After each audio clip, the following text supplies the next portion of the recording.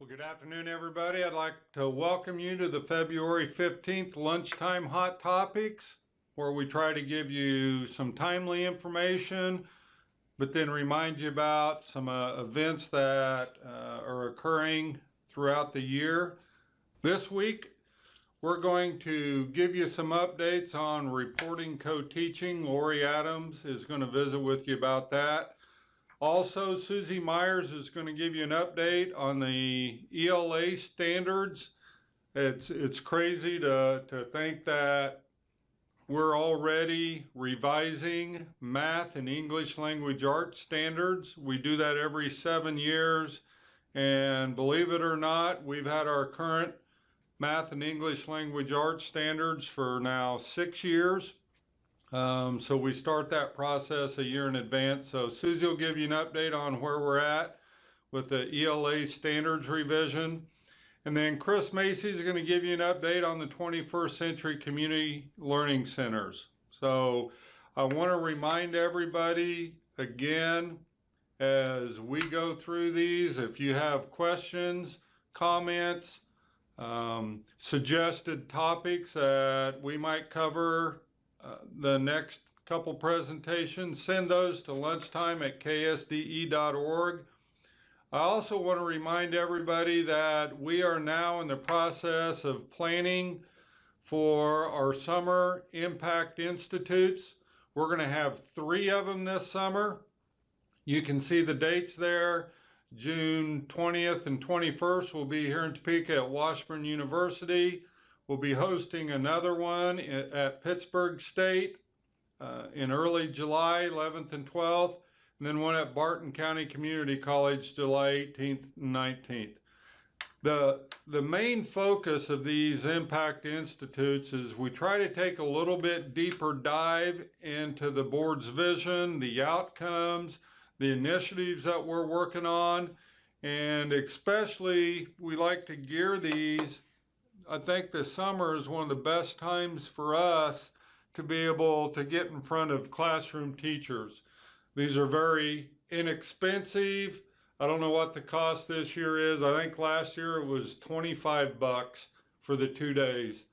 But I mean, obviously for many of you, you'll have to look at hotel rooms. But again, these are great opportunities for you to get your teachers, a group of teachers, your lead teachers, even your curriculum and your principals to these summer Impact Institutes, where we can take a little bit deeper dive. You know, the vision for the state board and their motto is Kansans Can. The Summer Impact Institute's going to be focused on Kansans Do. What are Kansans doing in these areas? And most of the presenters at these are teachers, their curriculum, they are school districts sharing what they are doing around the board's initiatives. So again, plug in those dates and we'd love to see you there.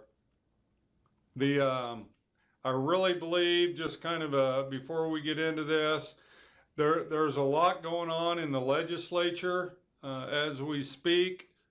They're focusing on a tax plan. They're focusing on how to balance the state's budget.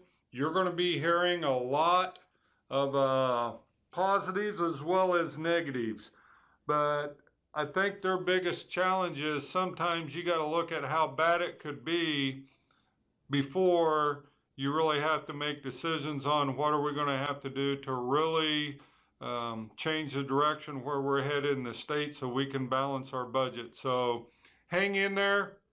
We'll try to keep you posted, but looking forward to a good week. Hello, this is Lori Adams with the Teacher Licensure and Accreditation Team. I will be discussing how to report co-teachers in the EDCS today, or the Educator Data Collection System. The first step is to understand what a co-teaching situation is. Co-teachers are 2 teachers working together to teach a course. These teachers have equal responsibility for the course outcomes and the student's success. In order for teachers to co-teach, they must be assigned to the same district and same building. When reporting the assignment in the EDCS, It only needs to be reported once for the co-teaching situation. The course is reported in the assignment section of the main teacher's record in the EDCS. The co-teacher's educator ID is listed for the course, and when the course is saved, the assignment will automatically be added to the co-teacher's record. Using co-teaching assignments helps districts that have teachers working together to teach courses that require multiple endorsements. If the assignment requires 2 endorsements, the Staff Assignment Report, or SAR, also known as the Kickout Report, will check both teachers' licenses to meet the endorsement requirements. An example of this is a math teacher and a special education teacher working together to teach a special education math course. The endorsement requirement is for the teacher to hold the appropriate level math endorsement and the appropriate special education endorsement. The SAR will check to see that one teacher has the math endorsement and one teacher has the special education endorsement. If both endorsement requirements are met, neither teacher will kick out on the SAR report. If the assignment only requires 1 endorsement, for example, a secondary math course being taught to general education students, both co-teachers are required to hold the secondary math endorsement. If only one teacher holds the math endorsement, the other teacher will kick out on the SAR report. This is a screenshot of where the co-teaching assignment, the co-teacher's educator ID is listed in the assignment section. Again, this section only needs to be completed for one of the teachers, and the co-teacher assignment will automatically be added to the co-teacher's record. If you have any other questions about co-teaching assignments or how to report co-teaching assignments, you can reach me at ladams@ksde.org or on the phone at 785-296-3835. Thank you. Hello, this is going to be an update of the progress that we've made on the K-12 English Language Arts Standards adoption.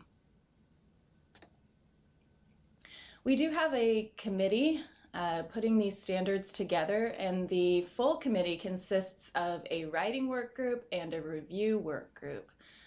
The names of these people are listed here for the writing work group. As you can see, we have them divided into K5, 6, 8, and 9, 12, and we have one chairperson. We took care in ensuring that the members came from all 10 of our state Board of Education districts.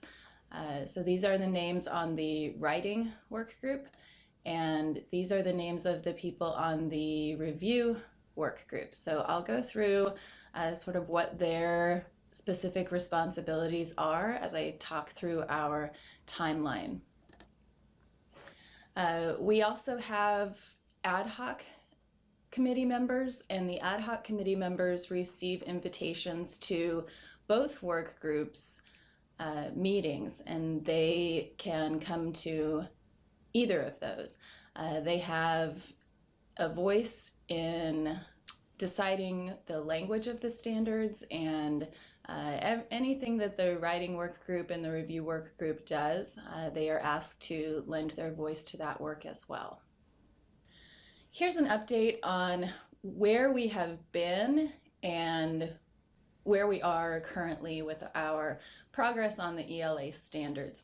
So initially, back in May of 2016, the writing work group met for 2 days in Topeka to work on the completion of the first draft of our language arts standards. They didn't quite complete the first draft at the end of the 2 days, and so they completed some work on their own virtually and submitted their first draft online through our online folders. And so that was completed at the beginning of June, mid-June, and that work was shared with our review group, our review work group. And virtually, they reviewed the draft 1 documents and submitted comments on those draft 1 documents online throughout the summer. Also over the summer, I'm in the 4th box here, the purple box, the KSDE staff and some of the committee members were busy gathering feedback on that draft 1. And this occurred at the same time that the review work group was reviewing the document.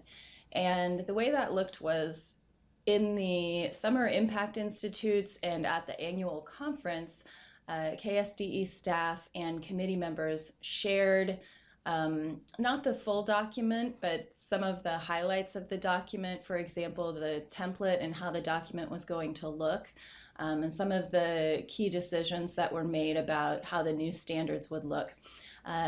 Went and shared that with people in audiences at the Impact Institutes and at the annual conference, and had a separate feedback form, less detailed than the one that the review work group was filling out. But that was also to gather some feedback, general feedback from people at the Impact Institutes and at the annual conference about their feelings about the direction that the committee was heading. After that, we gathered up all of the feedback, both from the review work group and from people at the Impact Institutes in the annual conference, and shared that with the review work group, some of the general broad findings and then some of the more specific findings as well. That was shared in a Zoom meeting with the review work group, and they found that in order to really complete a second draft, they needed to come together in person. This was an extra meeting. It wasn't originally scheduled, but they felt that there was enough that we needed to really talk through some philosophical questions that we had about what we really wanted to do in terms of a direction on some key points with the standards. So they thought that was work best done in person, and so they met December 5th and 6th here in Topeka, and their charge over those 2 days was to complete a second draft, and for the most part they did. There was a few loose ends to tie up once they left, but for the most part they completed that second draft, except for some of the formatting on the second draft. I asked that they focus on the content of the standards instead of the formatting and putting in the links and everything. And so what I received from them was the content of a second draft without consistent formatting and without any links added into it. And so what's been happening since they completed those drafts is that we've been going through and I've been adding in the links, the jump down links and pop-ups, and making sure that all of the formatting is consistent from grade to grade and strand to strand. Obviously this has been happening here at KSDE, and we've been trying to get it ready for a final look over by the full committee before we release it for public meetings. So some of the proposed changes to our standards for language arts is that they wanted to provide some big picture goals, and so they've developed these ELA practices, and those are sort of a combination of what was previously our Kansas 15% and some of the practices that Sue Pimentel, I actually don't want to say that because that's a person associated with Common Core. Okay, do you want to start the slide over? Yeah, I'm going to start the slide over. So. Okay. All right, some of the proposed changes to the language arts standards are that the committee felt that it was important to provide some big picture goals so that people don't lose the forest for the trees, so to speak.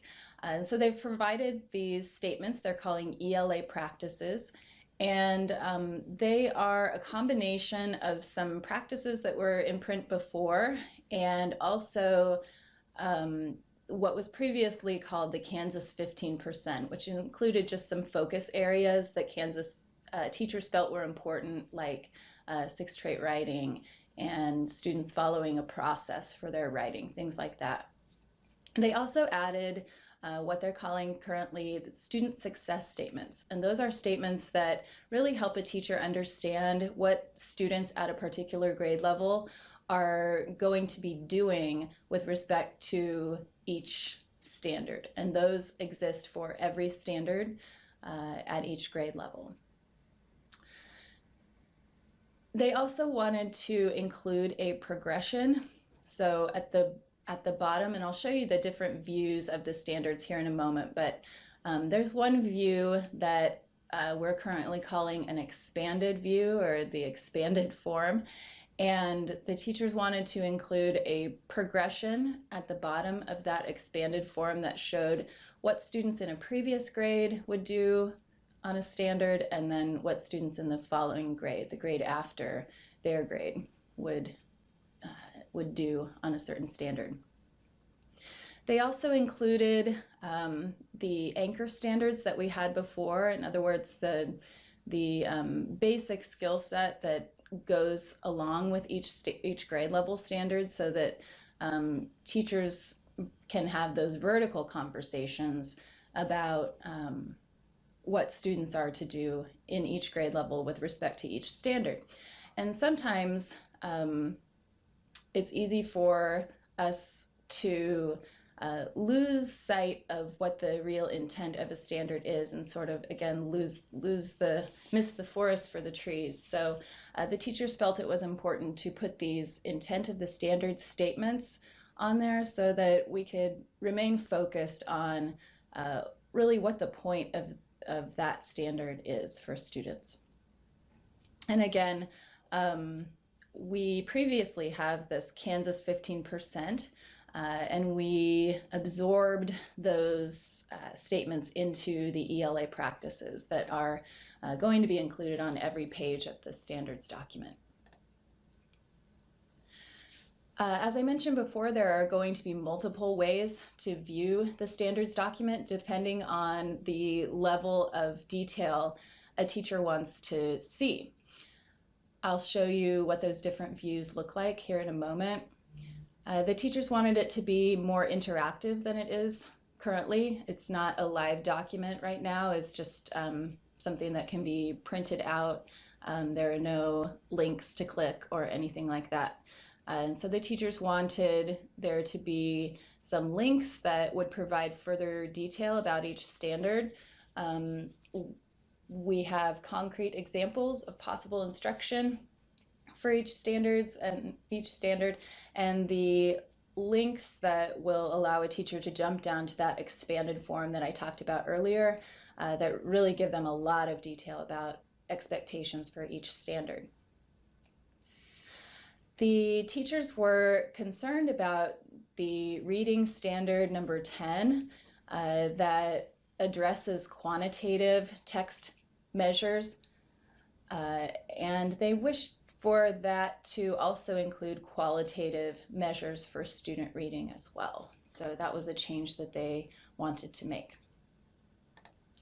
To continue with the proposed changes, obviously there's going to be updated front matter, or the narrative that explains and really situates the standards so that educators and education stakeholders kind of know the context in which the standards were created and the goals that the standards really serve to meet. The teachers felt it was important to remove any language that might dictate course sequencing, and specifically this applied to the high school grades. There's a mentioning of US texts.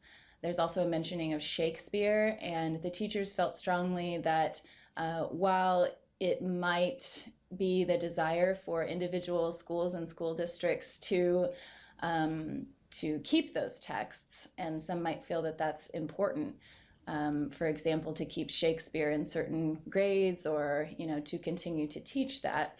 The teachers felt strongly that the standards document not include any kind of language that would limit schools that wanted to have a little more flexibility in their text selections, especially in the high school grades.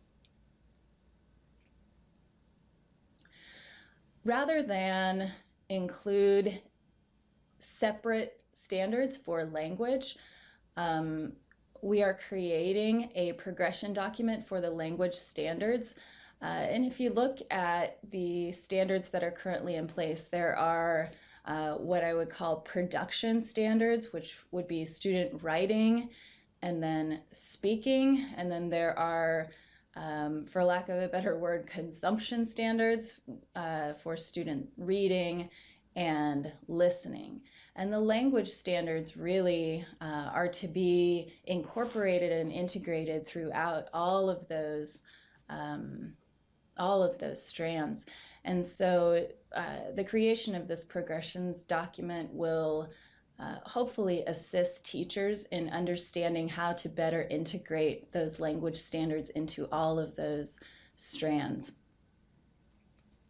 And then partially included in the front matter, there's going to be greater clarity around how to integrate the ELA strands. So integrate writing with reading, reading with writing, for example, and then of course speaking, listening, and language for deeper student learning.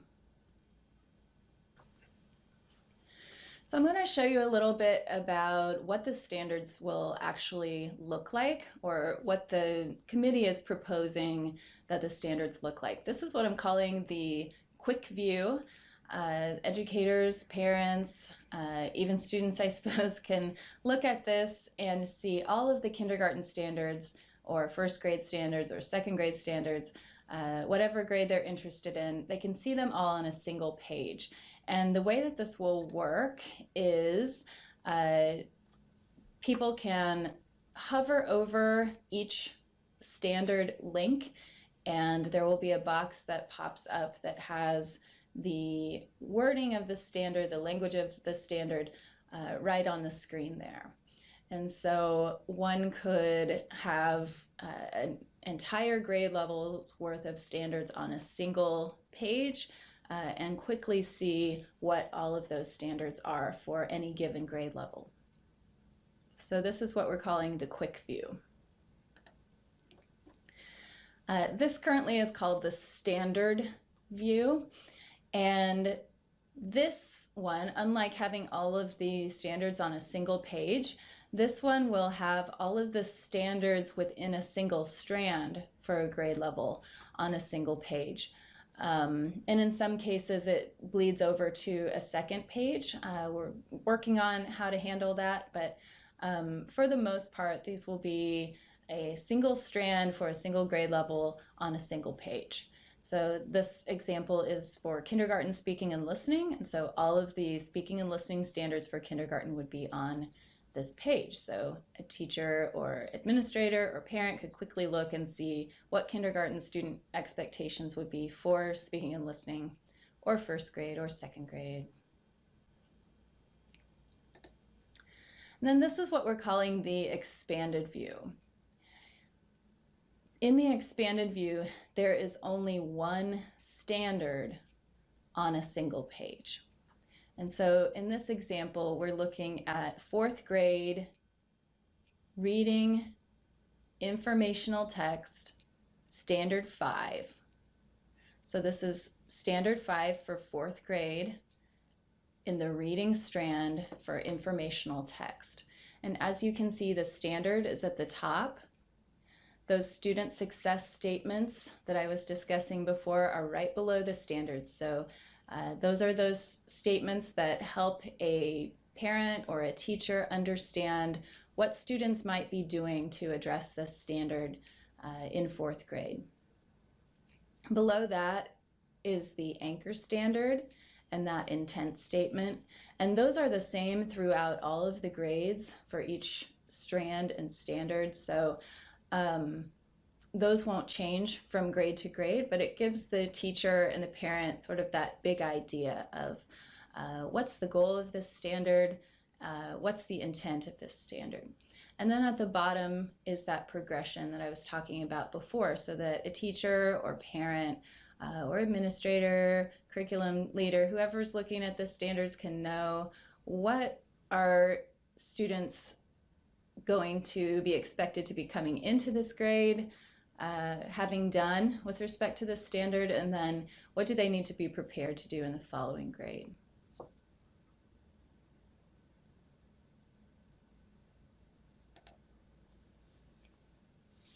So for our next steps for 2017, in March, we are going to bring together the full committee, and they're going to look at the draft 2 document and make sure it's all ready to go and exactly how they wish for it to be prior to the public review and public meetings. In April and May, we are going to have regional meetings to gather feedback, and those locations are to be determined, but we will have several different opportunities in the evenings for people to come together and look at the standards and provide feedback to the committee on changes that they would propose. And then in May and June, we'll look at all of the feedback and work with the committee to make sure that we make all of the changes or discuss what changes need to be made to that document before we finalize it over the summer. And then depending on how many changes we have to make, how involved those changes are, we plan to take the draft 3 of the standards to the board in summer or fall for their receipt, review, and then eventually at a following meeting, the adoption of our 2017 language arts standards. So that concludes the update on the language arts standards. As always, if you have any questions or comments for me, you can reach me at this email address, semyers@ksde.org. Thank you so much. Hello, this is Macy with the Kansas State Department of Education, and I would like to talk a little bit about the 21st Century Community Learning Centers grant competition for 2017. You can find the request for application on the KSDE website at the link listed on this PowerPoint. There are 2 applications, both a new application and a reapplication, and I will explain those in just a few moments. I just want to specify that the grants are due on March 16th by 3 p.m. KSDE needs to receive 1 original and 4 copies and an electronic copy by that date and time. In the request for application, you will find an intent to apply form. This is not a required form, but we are asking that you submit this if you are interested in applying for the grant.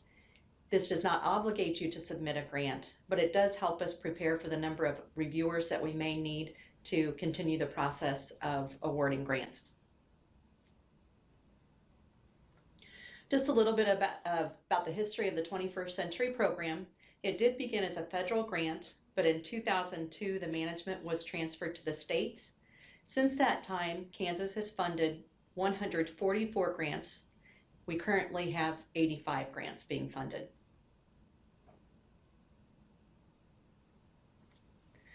A 21st Century program offers academic enrichment to children, particularly serving students in high poverty, low performing schools, and the goal is to meet state and local academic standards in core subjects. The program also offers academic and youth development to students and their families when school is not in session. For example, before school, after school, weekends, summer, holiday breaks, and any other out of school times. The program is also to assist students in achieving state and local academic standards by providing students opportunities for academic enrichment. Those may include a broad array of activities such as drug and alcohol prevention, counseling, art, music, dance, drama, recreation, technology, or other character education programs. It is also a requirement of the 21st Century Program that educational services are provided to families of students participating in the program. There is an absolute priority to be eligible to apply for this grant. Kansas is required to make awards only to those applicants that will primarily serve students where at least 40% of the students qualify for free or reduced cost meals. And you can find that free and reduced percentage chart located on Data Central, which is on the KSDE website. And again, the URL link is listed on this PowerPoint. Any public or private organization may apply for a 21st Century grant. That includes school districts, non-public schools, faith-based and community-based organizations, as well as other institutions. As I said previously, there are two types of application, a new application and a reapplication. A new application should be completed if the applicant is applying for a site that has never received 21st Century funds, or the applicant is applying for a site that has not received 21st Century funds within the past 5 years. A reapplication should be completed if the applicant is in the 5th and final year of the current 21st Century grant cycle, or the applicant has received 21st Century funds within the past 5 years.